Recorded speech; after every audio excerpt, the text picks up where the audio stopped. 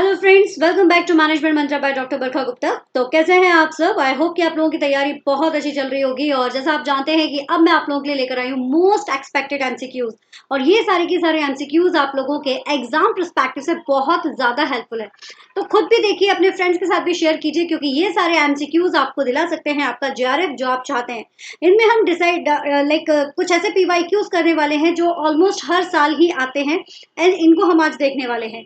ठीक है, तो पार्ट 1 ऑलरेडी इसका हम कर चुके हैं। आज हम इसका पार्ट 2 करने वाले हैं। पार्ट 1 अगर आप लोगों ने नहीं देखा है तो आप लोग क्या करिएगा, नीचे डिस्क्रिप्शन बॉक्स में लिंक दे दूंगी, आप पार्ट 1 भी देख लीजिएगा। अदरवाइज आप प्लेलिस्ट पर जाएंगे तो वहां पर भी आपको एक काफी अच्छा ऑप्शन है, प्लेलिस्ट पर भी आप लोगों को देखने को मिल जाएगा।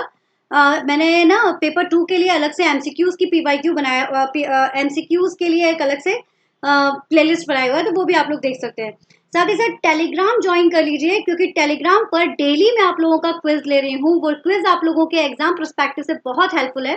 पेपर 1 के क्विज होते हैं, पेपर 1 के डेली के आप लोगों को कुछ क्वेश्चन देती हूँ जो आप लोग सॉल्व करके अपना स्कोर शेयर करते हैं। तो टेलीग्राम ज्वाइन कीजिए। टेलीग्राम पर you will get poll option, तो बिल्कुल जस्ट लाइक एग्जाम आप कुछ क्वेश्चंस कर पाओगे। ठीक है, तो चलिए शुरू करते हैं आज का MCQ section. All the best guys. Now question number 1 and rule. जैसा मैंने आपसे पहले भी कहा है, क्वेश्चन को पढ़िए, क्वेश्चन को पढ़ के वीडियो को पॉज कीजिए। वीडियो को पॉज करने के बाद में उसके बाद आप अपना आंसर निकालिए। आंसर निकालने के बाद ही आप जो इसमें आंसर दिया हुआ है उसे देखेंगे, तभी आप सही तरीके से अपने क्वेश्चन को सॉल्व कर पाएंगे, right?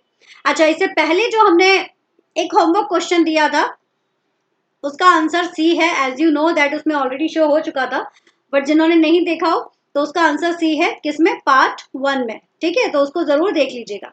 Now, a global manager has culture predisposition as follows. एक ग्लोबल मैनेजर है, किसकी बात हो रही है? ग्लोबल मैनेजर की। ठीक है ना? तो कल्चर प्रीडिस्पोजिशन हमको यहाँ पर बताना है। तो जैसे हमारा जो ईपीआरजी मॉडल है, ये उसी का ही क्वेश्चन है। सो रीजनोसेंट्रिज्म, जियोसेंट्रिज्म, पॉलीसेंट्रिज्म, एथनोसेंट्रिज्म को आपको एक सीक्वेंस में बताना है जो इसके डिस्पोजिशंस को, प्रीडिस्पोजिशंस को बताएगा कल्चर्स के बेसिस पर। तो क्या लगता है आपको, क्या इसका आंसर हो सकता है? Try to give the answer. So the right answer is D guys. D is the right one. क्यों होगा? क्योंकि कल्चर डिस्पोजिशन की बात की गई है, मतलब कल्चर को जहां पर सबसे पहले लिया गया है। तो सबसे पहले कल्चर को जो वैल्यू दी जाती है वो एथनोसेंट्रिक में दी जाती है। उसके बाद पॉलीसेंट्रिक, वहीं जिस जगह पर हमने अपना बिजनेस ओपन किया है वहीं के लोगों को हम वैल्यू कर रहे हैं।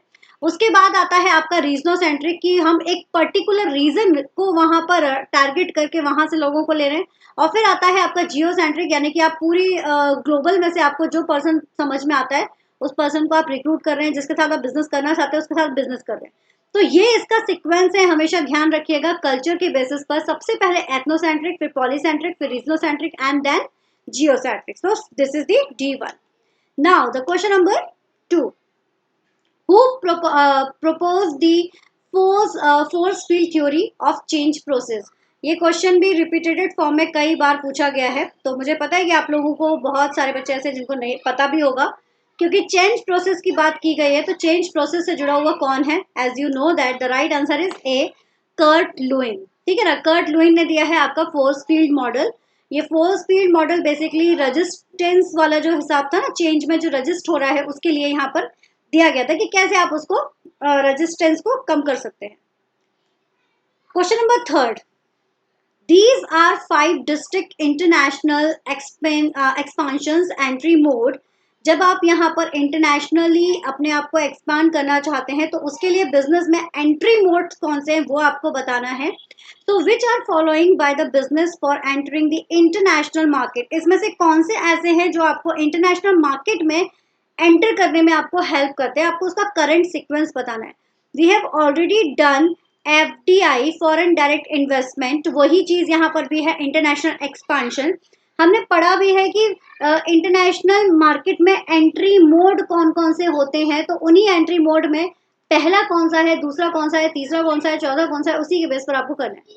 अगर आपको फर्स्ट 2-3 भी पता है तो बस आसानी से इसका आंसर निकाल देंगे। सो the right answer is D guys. क्यों? क्योंकि सबसे पहले एक्सपोर्टिंग सबसे आसान तरीका होता है इंटरनेशनल मार्केट में एंटर करने का। फिर उसके बाद सेकंड पर आता है लाइसेंसिंग, किसी के साथ आप लाइसेंस करके आप कर सकते हो। फ्रेंचाइजी है ना, आप यहाँ पर किसी की फ्रेंचाइजीज ले सकते हो। पार्टनरशिप या फिर स्ट्रेटेजिक अलायंस है ना। तो ये कुछ तरीके हैं, इनके माध्यम से आप यहाँ पर एक सिक्वेंसिंग के बेसिस पर कि कौन सा इजी मोड है, देन उसके बाद कौन सा मोड आ सकता है, इस बेसिस पर हम इसको यहाँ पर बता रहे हैं। ठीक है, इस मोड को जरूर याद रखना, ये ना रिपीटेटिव फॉर्म में ये क्वेश्चन जरूर पूछा जाता है। Now question number 4, which one of the following is not a forecasting technique for the assessing the human resource requirement of the organization? इसमें से ऐसी कौन सी टेक्निक है जो फोरकास्टिंग नहीं कर सकती है ह्यूमन रिसोर्स के रिक्वायरमेंट के लिए? ह्यूमन रिसोर्स रिक्वायरमेंट की फोरकास्टिंग आपको नहीं करवाना है, वो उसके बारे में बता रहे हैं। तो रेशियो एनालिसिस क्या ये कर सकता है?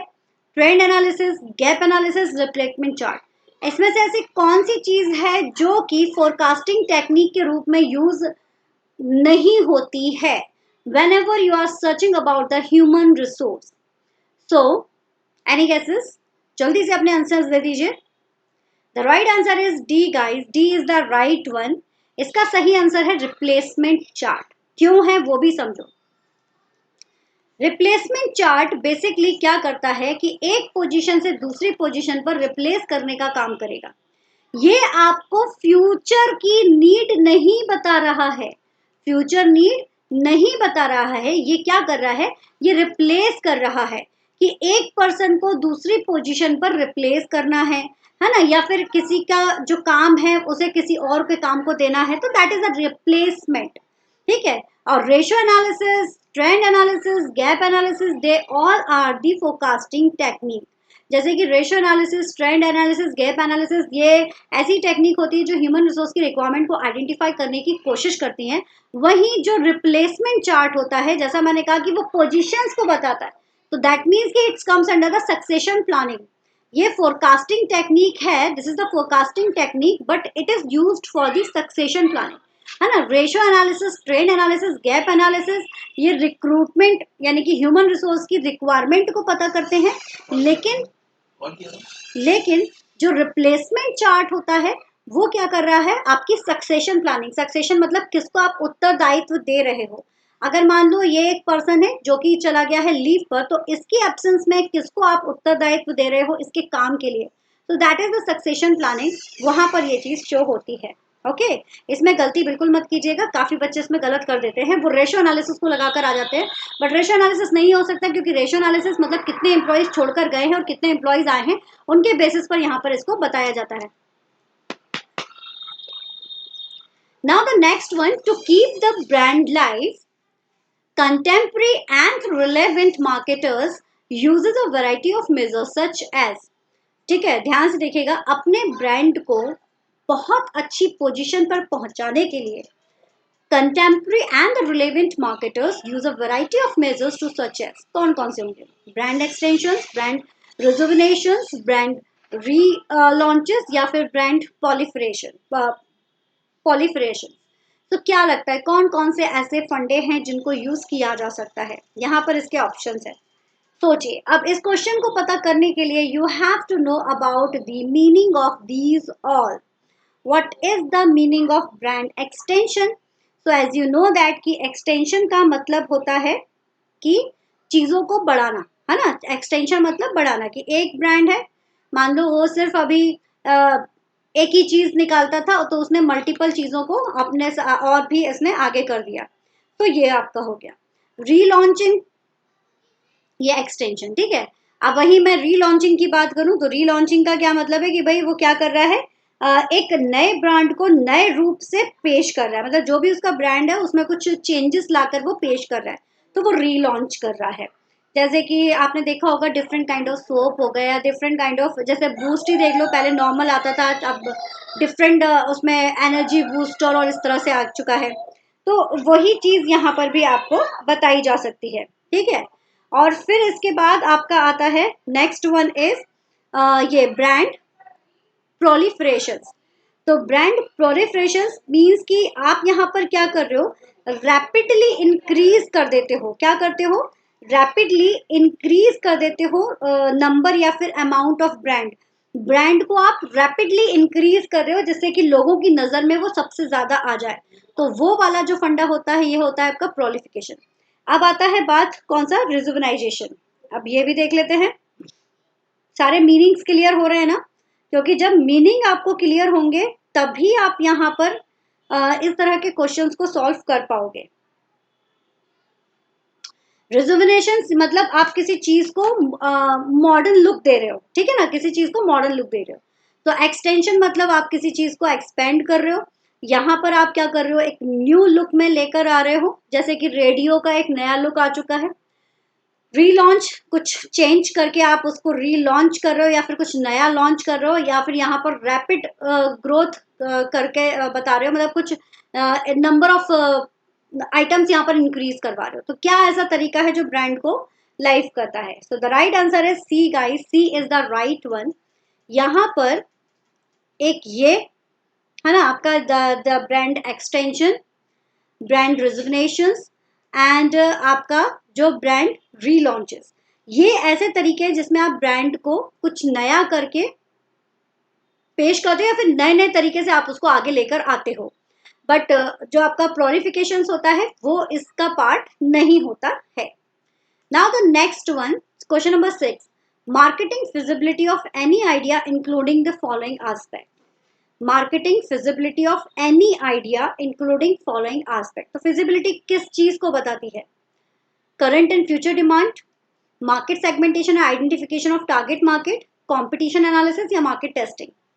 क्या पूछा गया है? मार्केटिंग की फिजिबिलिटी बतानी है ऑफ एनी आइडिया, किसी भी आइडिया को जब आप फिजिबल करने वाले हो तो उसके लिए किन किन पॉइंट्स को आप ध्यान रखोगे उसके बारे में आपको बताना है। यहाँ पर ऑप्शंस आपको गिवन है। So the right answer is A guys. देखो, क्योंकि हम मार्केट में जो हमारा आइडिया है उस आइडिया की फिजिबिलिटी देखना चाहते हैं, तो first of all we are searching about the current and future demand of estimate, what are the basic estimate हमारा क्या है वो हमें पता होना चाहिए। मार्केट सेगमेंटेशंस क्या है, आइडेंटिफिकेशन ऑफ टारगेट मार्केट हम कौन सा रखने वाले हैं वो हमें पता होना चाहिए, और कंपटीशन हमारा क्या है, किसके साथ में है वो हमें पता होना चाहिए।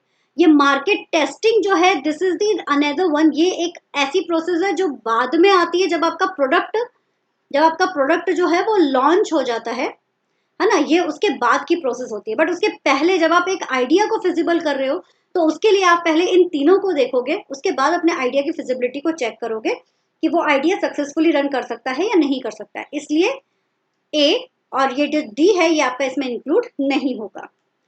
चलिए, now the question number 7, which one of the following is not a source of opportunity identification? Which one of the following is not the source of opportunity identification? क्या चीज है जो आपको अपॉर्चुनिटी नहीं बता रही है? Employees and x employees, dealer and distributors, policy documents या फिर फ्रेंड्स एंड रिलेटिव्स। इसमें से क्या है जो आपको अपॉर्चुनिटी नहीं बता रहा है? तो the right answer is D one. वैसे भी ऑड वन आउट अगर देखें तो पॉलिसी डॉक्यूमेंट ही एक ऐसा है जो आपको बताता बिल्कुल अलग ही और डिफरेंट जाकर है ना, तो जो अपॉर्चुनिटी का सोर्स नहीं हो सकता है। लेकिन हाँ, एम्प्लॉइज और एक्स एम्प्लॉइज इनके थ्रू आप एक नई अपॉर्चुनिटी पता चल सकती है आपको, डीलर और डिस्ट्रीब्यूटर के थ्रू आपको अपॉर्चुनिटी पता चल सकती है, फ्रेंड्स एंड रिलेटिव से आपको अपॉर्चुनिटी पता चल सकती है, लेकिन पॉलिसी डॉक्यूमेंट से किसी तरह की कोई अपॉर्चुनिटी पता नहीं चलती है ना। सिंपल क्वेश्चन है, बस समझने की जरूरत है। Now question number 8, grounds for market segmentation based behaviour are. तो यहाँ पर आपको बताना है मार्केट सेगमेंटेशन का जो बेस है वो क्या है, बेस्ड बिहेवियर क्या है। तो बेनिफिट, लाइफ स्टाइल या फिर परचेज का ओकेशंस या फिर यूजेस रेट, किस बेस पर आप मार्केट का सेगमेंटेशन करते हैं। तो किन किन चीज़ों को आप यूज करते हो वो आपको यहाँ पर बताना है इस क्वेश्चन में। So the right answer is B. B, क्योंकि देखो हम ऑब्वियसली एज यू नो कि लाइक जो हमारा बेनिफिट है उस बेनिफिट के बेसिस पर आप, क्योंकि यहाँ पर बिहेवियर की बात की गई है ना, point to be noted, they are talking about the behaviour, कि बिहेवियर के बेसिस पर आप कैसे करोगे। तो बिहेवियर के बेसिस पर कि किसी किसी इंसान का यह होता है कि भाई अगर फायदा दिखता है तभी उस चीज को खरीदता है, तो बिहेवियर के बेसिस पर बेनिफिट सॉर्ट हो सकता है। फिर दूसरा परचेज ओकेशनली, बिहेवियर कि भाई ओकेशनली ही किसी का ओकेशन के अकॉर्डिंग ही कोई परचेज करता है, तो दिस इज द बिहेवियर, ये भी बिहेवियर में इंक्लूड आता है। फिर यूजेस की रेट की, उसको लगता है कि यार ये सामान खरीदने पर ज़्यादा समय तक चल सकता है, हम इसको ज़्यादा यूज़ कर सकते हैं, वो उसी को लेता है। जैसे कि आप देखो कि कोई अगर मान लो 10,000 की कोई चीज़ मिल रही है, तो वो 10,000 की चीज़ को परचेज करने की जगह वही सोचेगा यार ये तो सिर्फ मैं एक ही बार यूज़ करना है, तो क्यों ना मैं ऐसी चीज़ लूँ जिसमें मेरा काम जो है वो 2,000 में ही हो जाए। तो यूजेस रेट के ऊपर भी डिपेंड करता है कि वो कितनी बार यूज करने वाला है, उस बेस पर वो चीजों को खरीदता है। बट लाइफ स्टाइल ये बिल्कुल ही डिफरेंट हो जाता है। क्यों? क्योंकि लाइफ स्टाइल बिहेवियर नहीं बताता है, लाइफ स्टाइल अपने आप में एक स्टाइल शो करता है ना, जो कि रहन सहन के बेसिस पर डिपेंड करता है। बट बिहेवियर की अगर बात की जाए तो ये सारे के सारे जो पॉइंट्स हैं दे शो द बिहेवियर, तो इसलिए बी, ए, सी और D. Now question number 9, match the following with the statements given below. Human behavior results from the continuous and multidirectional interaction between the persons and the situation. ये आपका A है, तो ये आपको यहाँ पर A, B, C, D दिया है और यहाँ पर आपको ये बताना है क्या चीज़ है। Interactionalism, productivity approach, contingency approach और HR अप्रोच, कौन सा किसको मैच करेगा? Pupil are central to the organizations. Manager efficiencies depend on या फिर the belief that there is a no one best. कौन सा किसको मैच करता है ये आपको बताना है। Interactionalism, productivity approach, contingency और HR approach. So the right one is A guys. जैसा आप जानते हो कि जैसा यहाँ दिया है human behaviour result from the continuous और मल्टी डायरेक्शन इंटरेक्शन, क्योंकि इंटरेक्शन की बात की गई है और यहाँ पर भी नेक्शनलिज्म की बात की गई है, इंटरनेशनलिज्म की बात की गई है, तो इसलिए ये इसको डिनोट करेगा। Now pupil are centred to the organisations, pupil centred है कहाँ पर? HR अप्रोच में होता है, नाम से ही क्लियर हो रहा है। मैनेजर एफिशिएंसी किसके ऊपर डिपेंड करती है? प्रोडक्टिविटी के ऊपर, जितनी ज्यादा अच्छी प्रोडक्टिविटी होगी मैनेजर की एफिशिएंसी से होगी। अब बचा क्या? Last one, believe that there is a no one best, that means कि no one best situation, so that is the contingency approach, situational approach. तो इस तरह से आप पढ़कर भी अंदाजा लगा सकते हो कि कौन सा आंसर आ सकता है। आप जानते हैं ना कोई भी बेस्ट वे नहीं होता है किसी काम को करने के लिए, हर एक सिचुएशन अपने साथ एक अलग रिजल्ट लेकर आती है, वो वाला फंडा यहाँ पर काम करता है हमारी कंटिजेंसी अप्रोच में। Okay, so now the last question is match the following construct with the underlying theories or on dividend decision. So यहाँ पर डिविजन के कंस्ट्रक्ट दिए गए हैं और यहाँ पर थ्योरीज दी गई है। So bird in the hand arguments, irrelevance of dividends, interdependence of investment और आपका टैक्स कंसिडरेशन इन डिविडेंड्स, कौन सा मॉडल है? MM theory, Walter model, Lintner model and Gordon model. So the right answer D guys, D is the right sequence. Bird in hand arguments, इसको जरूर पढ़ लीजिएगा, ये टॉपिक इंपॉर्टेंट है, dividend के ऊपर क्वेश्चंस पूछा ही जाता है। ठीक है, now the be, irrelevant dividend, irrelevant dividend ये डिनोट करता है किसको? It's in MM theory. Interdependence investment, it's denoted to the Walter and the tax consideration dividend, this is the Lintner. So they ये है आपका ये जो है आपका that is the division decision. So this is all about today guys, thank you so much, join the telegram for daily quiz। और अगर video पसंद आता है तो लाइक ज़रूर कीजिए, शेयर कीजिए, सब्सक्राइब कीजिए, बेल आइकन ज़रूर प्रेस कीजिए और जुड़े रहिएगा हमारे साथ इसी तरह के MCQs के लिए। ये सारे MCQs आपके एग्जाम पॉइंट ऑफ व्यू से बहुत इंपॉर्टेंट है, चाहे आप मैनेजमेंट के हों चाहे आप कॉमर्स के लिए हों, सभी बच्चों के लिए ये क्वेश्चन बहुत ज़रूरी है। Okay guys, thank you, take care, ta-ta, bye bye, all the best.